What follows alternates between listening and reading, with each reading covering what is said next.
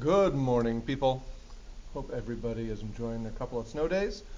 So today, instead of kind of assigning problems or a worksheet or anything like that, yesterday you had a little video that went over and reviewed the differences in meiosis and mitosis. Today we're going to sketch, okay? So this is your notes on sketching meiosis. We would be doing this in class if we weren't doing it right now. So what I'm going to do is I'm going to use my screen here, my document camera, and I'm going to sketch us through all the phases of meiosis. Now remember, there's two divisions, all right? And the ultimate goal is to cut the number of chromosomes in half, okay? So if you're a human and it's called a diploid number, but if your somatic cells have 46 chromosomes in them, the goal of meiosis is to take and cut that number down to 23 so that upon fertilization, 23 and 23 come together to make 46, okay? So honestly, in any species, if I give you a diploid number, you should be able to calculate or just quickly tell me what the haploid number is. So if I say a carrot, for example, has in its somatic cells 12 chromosomes, you would tell me that the gametes or the sex cells for a carrot, yes, carrots have sex cells, would have 6 each, okay? So make sure that you understand the difference between diploid cells, which are your somatic cells, and your gametes or sex cells, which are called haploid. They have half the number of chromosomes, all right? So that's the beginning part here, okay? So let's go ahead and start to sort of sketch our way through this. Now, if you'll remember, we did prophase 1 of meiosis 1, the first division, and we sketched that the other day with a nucleus that's going to dissolve. We had our homologous chromosomes, and our homologous chromosomes did something called crossing over. And upon crossing over, sorry about the autofocus, upon crossing over, they actually exchange some of their segments of these chromosomes, okay, and ultimately exchanging those segments leads to a little bit of genetic diversity, all right? So they form these little homologous sort of intertwined chromosome pairs, and that's called a tetrad, you'll remember, okay? So we've got crossing over taking place, and then we also have the formation of our spindle made up of those fibers, right, and centrioles, okay? So that's prophase 1. And then, just like in mitosis, we're going to move to metaphase, but we'll call it metaphase 1. We have a single cell, all right? And there's a little difference here, okay? In mitosis, we had all of the chromosomes line up on the equator. They're still going to do that. However, the homologous pairs are going to line up across from each other in a random order. So I might put one on this side, that's a black chromosome, okay, just sort of representing like the black ones are maybe from your mom and the red ones are from your dad. Maybe I'll do that again on this one, and then I'll put a black one on this side, that's a little bit bigger, here's a little guy, okay, and then the homologous one for each of these on the other side of the equator, okay. So now what we have is we have homologous pairs still on the equator in the middle, meta, but instead of them all lining up in a single line, they're going to line up across from their homologous partner, okay? So why is this important? Well, what you're going to see at the end of the line is that this randomness in which they line up across from each other, some of the black ones on the left, some of the red ones on the right, and so on. This has a name, and it's the second way that we see genetic diversity come through in our sex cells, okay? Now, this randomness right here is called the law of independent assortment. It's an independent assortment of these chromosomes on either side of the equator, okay? I could have drawn this with all the black ones on the left and all the red ones on the right. Maybe one on one side. It's completely random, okay? And when we're done with this, you're going to see where we get a little bit of genetic diversity in our sex cells because of that, okay? Now we all know what's after metaphase. Anaphase, we'll call it anaphase 1. And we know what occurs here. We're going to have our spindle, all right, which moved these guys into position in the first place, back here in metaphase. Now it's going to pull them apart, just like in mitosis, okay? So I'm going to shorten these guys a little bit, my spindle. And I'm going to pull just like I had. We had a larger black one on that side.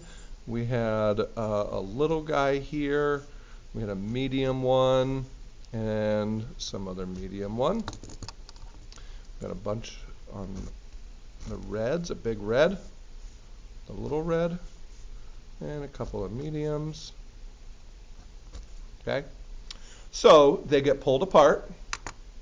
And we move on to telophase. Now listen, in telophase 1, I am not going to redraw a nucleus on this dividing cell, because I've got to go through a whole nother 4 phases, so there's no need to have a nucleus remade and then just broken down again. So no nucleus here, but in telophase,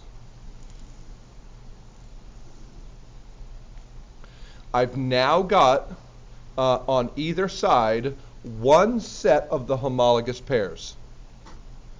So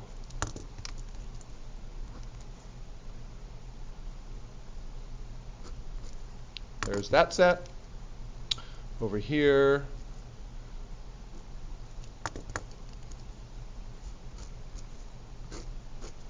I've got that set, okay? So what really happened here, okay? I went from 46 chromosomes, diploid, 46 in a human, okay? I went from 46 chromosomes, and I split these homologous pairs into 2 cells now, which are about to divide right here, okay? And in doing that, I now have, at the end of meiosis 1, I have cytokinesis, and I've got 2 cells with half the number of chromosomes in them. I've got this guy, little and a medium, and I've got this guy, that guy, and that guy, okay?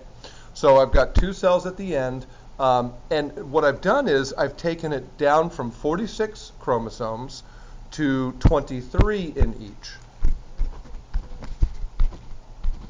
This is called haploid. 23 what? 23 duplicated chromosomes, okay? So one of these is labeled a duplicated chromosome, okay?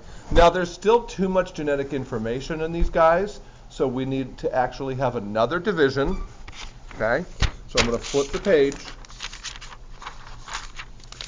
and this is going to be meiosis 2, okay? It's going to look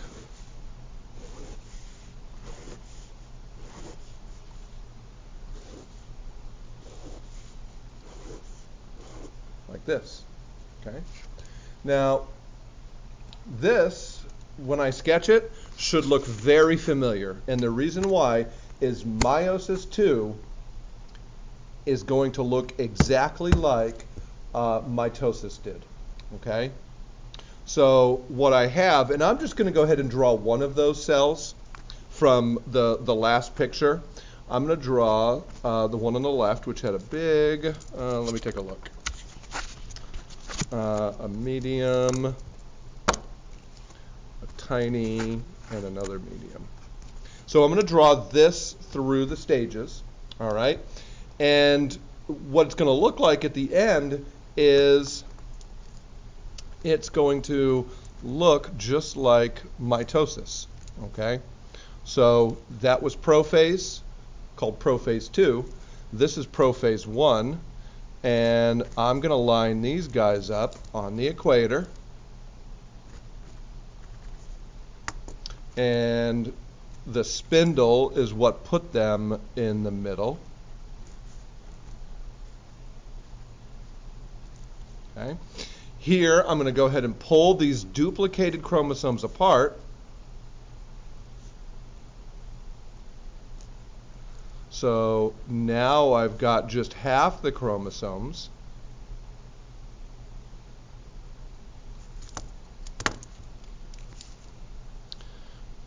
These are the sister chromatids on either side.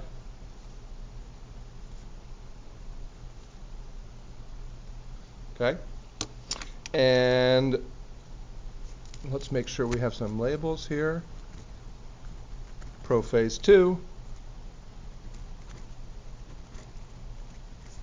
metaphase 2,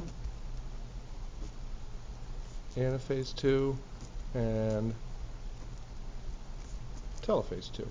All right, and so now telophase 2 is going to put these guys on either side of the cell, okay, these sister chromatids.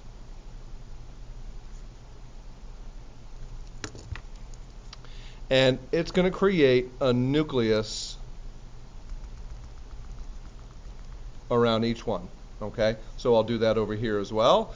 And ultimately, what do we have at the end of the line? Now, these are going to divide, okay? So what do we have at the end of the line? What's it all look like at the end? It's going to be 4 total cells, each with half of a duplicated chromosome and a nucleus around each one.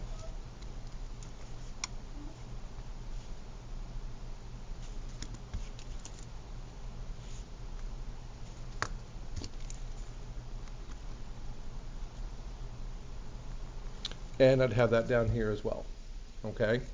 So instead of there being 2 cells like we did at the end of mitosis, we're going to have 4 cells at the end of meiosis, okay?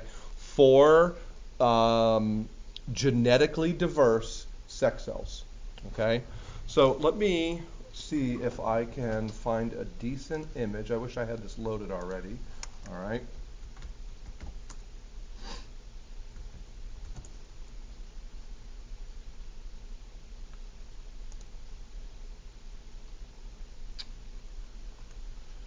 Okay, this one's not bad. Let's see if I can open it a little bit bigger. Okay, so what do we have? I don't like that one.